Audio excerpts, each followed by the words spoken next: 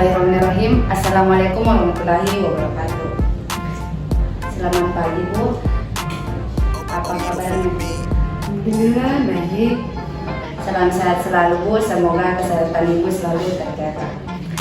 Perkenalkan, kami dari Fakultas Tarbiyah Institut Agama Islam Negeri Bone, program studi pendidikan bahasa Arab akan melakukan wawancara atau berbincang-bincang dengan Ibu terkait tentang kurikulum dalam sistem pembelajaran saat ini.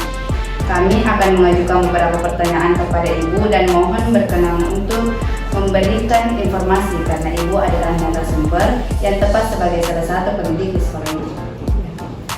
Adapun pertanyaan pertama yaitu, apa harapan sekolah dengan melaksanakan kurikulum merdeka saat ini?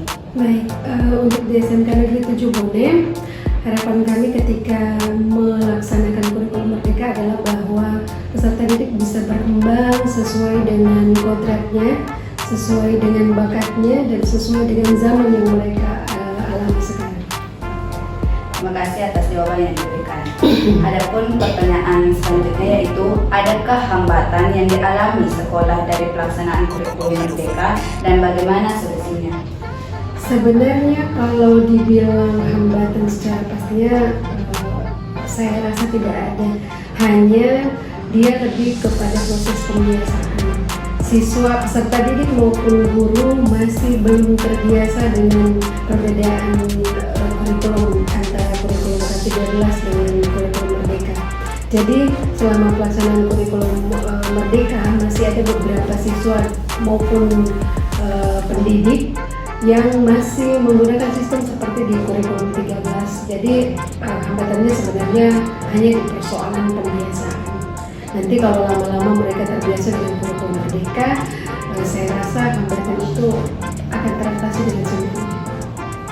Baik, pertanyaan selanjutnya, apa perbedaan antara kurikulum merdeka dengan kurikulum sebelumnya, dan yang mana menurut Ibu yang lebih efektif dalam penerapan proses belajar mengajar di sekolah ini?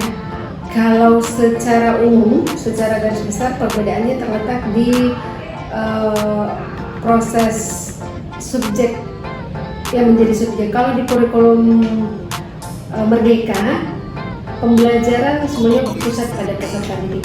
Kalau di kurikulum 13 masih ada guru yang menjadikan dirinya sebagai pusat pembelajaran. Kalau di kurikulum merdeka, siswa yang menjadi pusat pembelajaran, dalam arti bahwa guru hanya berperan sebagai fasilitator.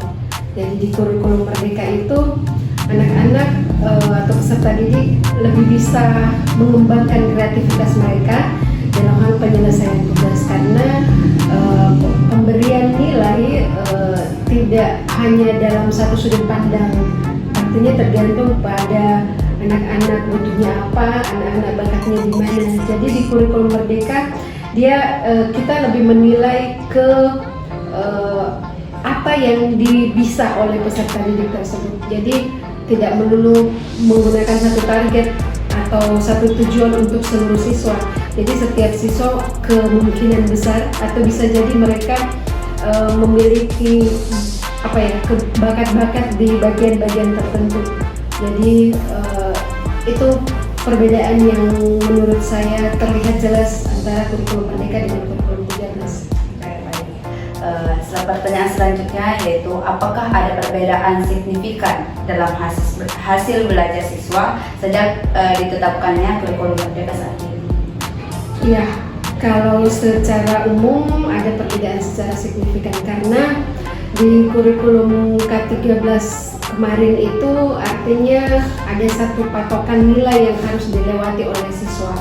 Sementara kalau di kurikulum merdeka ini siswa lebih nyaman dalam proses penyelesaian tugas karena penilaian tidak memiliki patok nilai tertentu. Artinya masing-masing siswa dinilai dengan kemampuannya. Jadi mereka, anak-anak yang menyukai bidang tertentu, mereka akan lebih semangat untuk menyelesaikan tugas di bidang tertentu tersebut, sehingga ada peningkatan nilai karena mereka merasa nyaman dan merasa bahwa proses pembelajarannya lebih menyenangkan, sehingga nilai-nilai mereka bisa lebih meningkat karena tidak ada lagi tekanan nih. intinya mereka menyelesaikan tugas sesuai dengan kondisi mereka, dan hal ini yang menyebabkan nilai-nilainya memperlihatkan peningkatan. Pertanyaan terakhir, apakah ada aspek-aspek tertentu dari kurikulum Merdeka yang perlu ditingkatkan atau diubah? Kalau secara umum sebenarnya untuk kurikulum Merdeka karena masih baru, jadi kami belum bisa menentukan hal-hal apa saja yang harus diubah. Hanya saja untuk pelaksanaan kurikulum Merdeka memang butuh pembiasaan. Jadi bukan hal yang mau diubah, tetapi proses yang harus dibiasakan baik itu pada peserta didik maupun pendidiknya. Baik, itulah tadi bincang-bincang atau wawancara yang kami lakukan. Terima kasih atas kesempatan yang diberikan. Mohon maaf jika ada kesalahan. Wallahul muwaffiq ila aqwamit thoriq wa ila sabilir rasyad. Wassalamualaikum warahmatullahi wabarakatuh.